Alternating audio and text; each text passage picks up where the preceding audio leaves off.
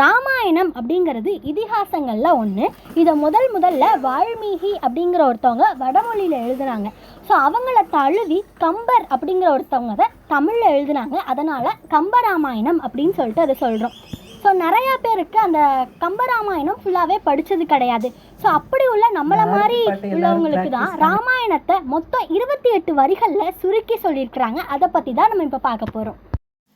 வில்லது ஏந்தி வந்தாய், வன்பகை தன்னை வென்றாய், கல்லது பெண்ணை செய்தாய், கனிந்ததோர் அன்பில் நின்றாய்.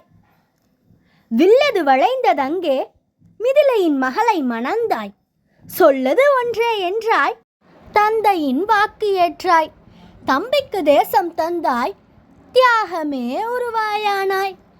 பஞ்சன பாதம் அமைந்த நங்கையாம் சீதையுடனே தம்பியாம் இலக்குவன் தொடர கடுவனம் விரும்பி புகுந்தாய்.